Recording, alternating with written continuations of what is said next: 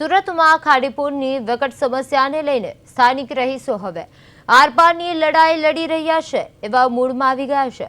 પર્વત પાટિયા અને આસપાસના ખાડી વિસ્તારની 15થી વધુ સોસાયટીના લોકોએ ખાડીપુરના વિરોધમાં પર્વત પાટિયાથી કલેક્ટર કચેરી સુધી બાઇક રેલીનું આયોજન કર્યું હતું। જોકે પોલીસે મંજૂરી ન આપતા બાઇક રેલી અટકાવી દેવામાં આવી હતી અને જેને પગલે સ્થાનિકોમાં ભારે આક્રોશ જોવા મળ્યો હતો। રેલી બંધ રખાતા લોકો કારમાં બેસીને વિવિધ બેનરો સાથે કલેક્ટર કચેરી પહોંચ્યા હતા અને આવેદનપત્ર પાઠવી વિરોધ નોંધાવ્યો હતો। સ્થાનિકોએ આક્રોશ વ્યક્ત કરતા જણાવ્યું હતું કે તેઓ છેલ્લા 10 વર્ષથી પૂરની મુશ્કેલી વેઠી રહ્યા છે અને હવે આંદોલન સિવાય કોઈ વિકલ્પ બચ્યો નથી। તેમણે ઉમેર્યું કે અમારી જ સરકાર સામે અમારે આંદોલન કરવું પડી રહ્યું છે। જો તેમની માંગણીઓનો ઉકેલ નહીં આવે તો ગાંધીનગર અને દિલ્હી સુધી આંદોલન કરવાની ચેતવણી આપવામાં આવી છે।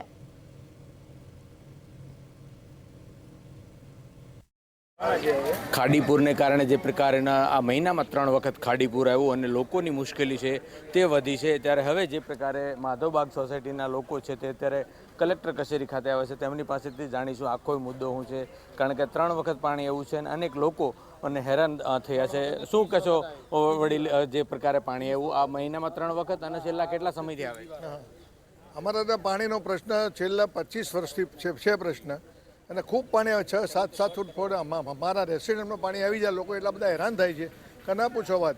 એના માટે નિકાલ એનો કંઈ યોગ્ય થઈ જાય તો અમારા પ્રશ્ન બધો સોલ્વ થઈ જાય એવો છે। તો ખાસ તો વરસાદી પાણી ડાયવર્ટ કરવાનું અને જે અંદર પાણી નાખેલા છે એ પાણી પણ ડાયવર્ટ કરવામાં આવે અને કેમિકલયુક્ત પાણી જે ખરાબ આવે છે એ પણ ડાયવર્ટ કરવું જરૂરી છે, કારણ કે બધાને હાનિકારક છે। એટલે એના માટે જ ખાસ અમે બધા અહીંયા આવ્યા છીએ।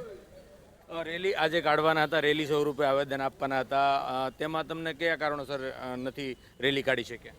રેલી તો અમને ખાસ તો એ લોકોએ મંજૂરી આપી નથી અને મંજૂરી આપીને પછી કેન્સલ કરી છે, એટલે અમે એ લોકો રેલી કેન્સલ કરી છે। તમે શું કહેશો, આ રેલી કેન્સલ કરી એટલે શું, કેવી રીતે તંત્ર તમને એ રીતે રેલી કાઢવાની? અમને તંત્રએ સપોર્ટ કર્યો હતો, પહેલાં રેલીની મંજૂરી બી આપી હતી, કોઈ અગમ્ય કારણસર એ લોકોએ અમને કેન્સલ કરી તો અમે એમનું માન સન્માન રાખીને અમે ખાલી જે 20-25-50 માણસો અમારા સોસાયટીના મુખ્ય આગેવાન ભાઈઓ બધા આવ્યા છીએ કલેક્ટરને રજૂ કરવા માટે। એમનો અમને કંઈ વાંધો નથી, ભલે કેન્સલ કરાય, અમે એક તંત્રની સાથે છીએ, એમનો અમારો કોઈ વિરોધ નથી। જ્યારે બી અમને મંજૂરી આપશે ત્યારે અમે રેલી કરશું, એમનો અમને કોઈ હરકશોક નથી।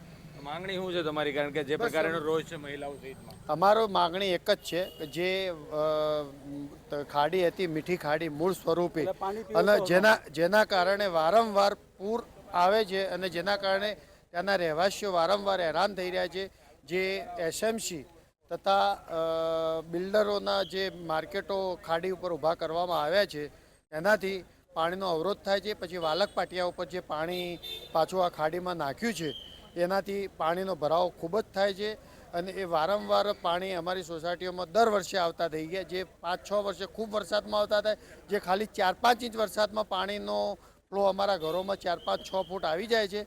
એથી કરીને જે વાલક પાટિયા ઉપર જે ખાડીઓ નાખવામાં આવી છે એનું ડાયવર્ઝન કરી અને એનો યોગ્ય નિકાલ લાવે એવી તંત્ર જોડે અમારી અરજ છે। બિલકુલ ચોક્કસથી તમે શું કહેશો વડીલ, જે પ્રકારની સોસાયટીમાં મહિલાઓથી માંડી જે રોષ હતો, રેલી સ્વરૂપે આવવાના હતા, પરંતુ હવે કલેક્ટર સમક્ષ આવેદન આપવાના, શું મુખ્ય માંગણી અને ક્યાં સુધી આ લડત રહેશે? અમારી લોકો જે 22 વર્ષથી જે પાણી વરસાદ આવે છે અને જે ઘરના અંદર પાણી ભરી જાય છે, એટલે હવે લોકોની ધીરજ ખૂટી ગઈ છે। હવે લોકો કંટાળી ગયા છે, એટલા માટે હવે અમે આ લોકોને નીચે તો બહુ રજૂઆત કરી કે ભાઈ આ વસ્તુનું આ નિરાકરણ આવે, પણ આ લોકો દર વર્ષે લોલીપોપ આપે છે કે ભાઈ ગયા વર્ષે કહેતા હતા જાપાનની ટીમ આવવાની છે, પણ કોઈ કયા જાપાનની ટીમ આવે જ ખબર નથી અમને। એટલે દર વર્ષે લોલીપોપ અલગ અલગ આપી જાય છે અને એના માટે લોકોને હવે ધીરજ ખૂટી જાય છે। એટલે અમે આ વખતે નક્કી કર્યું કે ભાઈ આપણે ઉપર સુધી સરકારને રજૂઆત કરીએ।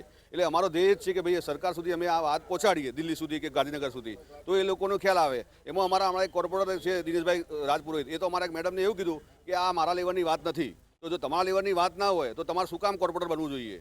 એટલે આ વસ્તુ અમે ઉપર સુધી પહોંચાડવા માટે અમે આ વસ્તુ આ ટોટલી આવેદનપત્ર સાહેબને આપવા માટે આવેલા છીએ। દિનેશભાઈ, જે રીતે ઓડિયોમાં બેન સાથે વાત કરી હતી અને ત્યારે અમે પણ ત્યાં હતા અને જે રીતે બેનને વાત કરતા હતા તો તેમણે કીધું કે આ અમારા લેવલનું કામ નથી।